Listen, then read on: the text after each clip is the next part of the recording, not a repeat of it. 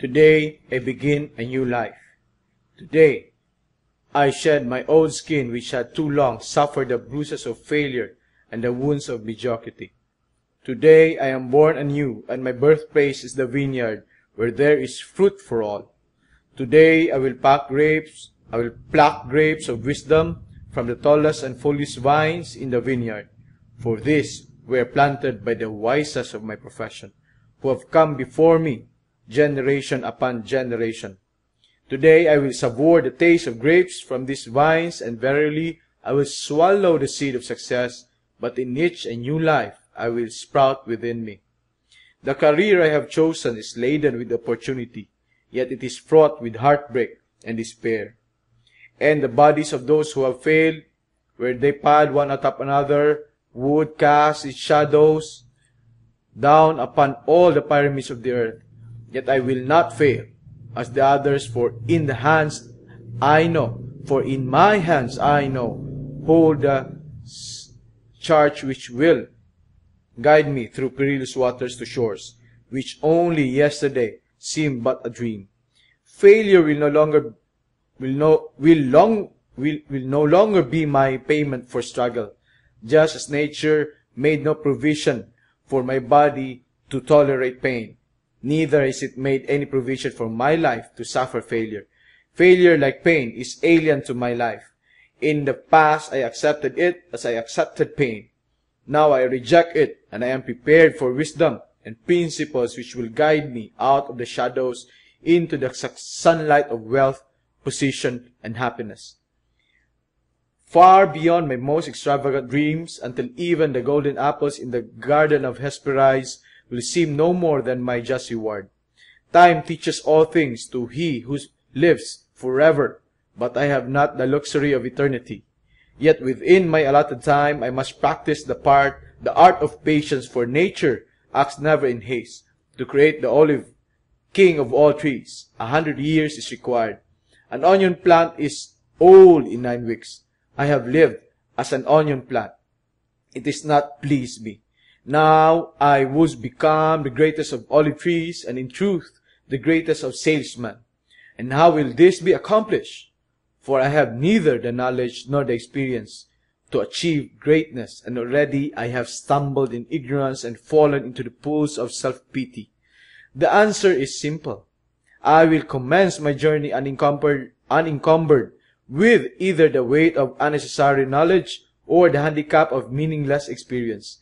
Nature already has supplied me with the knowledge and instinct far greater than any beast in the forest, and the value of experience is overrated, usually by old men who nod wisely and speak stupidly. In truth, experience teaches thoroughly, yet her course of instruction devours men's years, so the value of her lessons diminishes with time necessary to acquire special wisdom. The end finds it wasted on dead men. Furthermore, experience is comparable to fashion. An action that proved successful today will be unworkable and impractical tomorrow. Only principles endure, and this I now possess, for the laws that will lead me to greatness are contained in the words of these scrolls. What they will teach me is more to prevent failure than to gain success. For what is success other than a state of mind? Which, too, among 1,000 wise men will define success in the same words, yet failure is always described but one way. Failure is man's inability to reach his goals in life, whatever they may be. In truth, the only difference between those who have failed and those who have succeeded lies in the difference of their habits. Good habits are the key to all success, bad habits are the unlocked door to failure. Thus, the first law I will obey, which precedeth all others, is, I will form good habits and become their slaves. As a child, I was slave to my impulses. Now I am slave to my habits. As are all grown men, I have surrendered my free will to the years of accumulated habits, and the past deeds of my life have already marked out a path which threatens to imprison my future. My actions are ruled by appetite, passion, prejudice, greed, love, fear, environment, habit, and the worst of these tyrants is habit. Therefore, If I must be a slave to habit, let me be a slave to good habits. My bad habits must be destroyed, and new furrows prepared for good seed.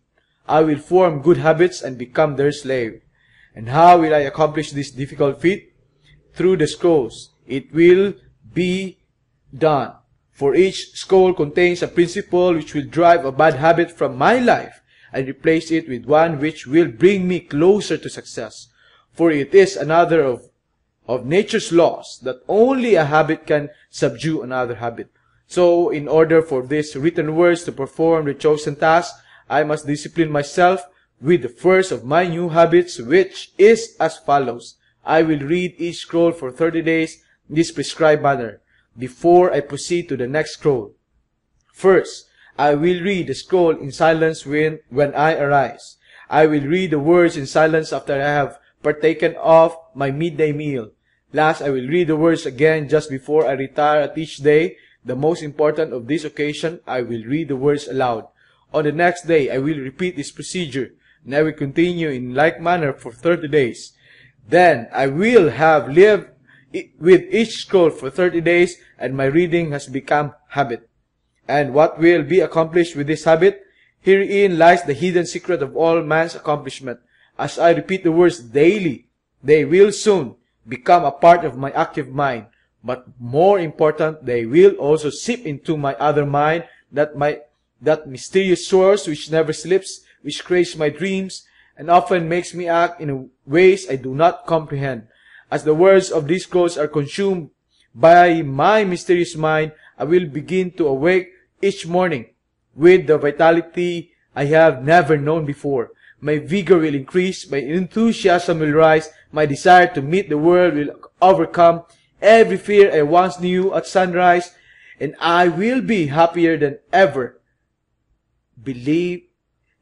I ever believed is it possible to be in this world of strife and sorrow. Eventually, I will find myself reacting to all situations which confront me as I was commanded in the scrolls to react. And soon these actions and reactions will become easy to perform, for any act with practice becomes easy. Thus, a new and good habit is born, for when an act becomes easy, through constant repetition, it becomes a pleasure to perform, and if it is a pleasure to perform, it is man's nature to perform it often. When I perform it often, it becomes a habit, and I become a slave, and since it is a good habit, this is my will.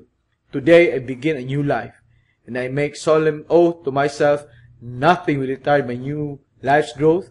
I will lose not a day from this reading, for that day cannot be retrieved, nor can I substitute another for it. I will not break this habit of daily reading from these scrolls, and in truth, the few moments spent each day on this new habit are but a small price to pay for the happiness and success that will be mine. As I read and reread the words in the scrolls to follow, never will I allow the brevity of each scroll, nor the simplicity of each words to cause me to treat the scroll's message lightly. Thousands of grapes are pressed to fill one jar with wine, and the grape skin and pulp are tossed to the birds. So it is with these grapes of wisdom from the ages, much has been filtered and tossed to the wind.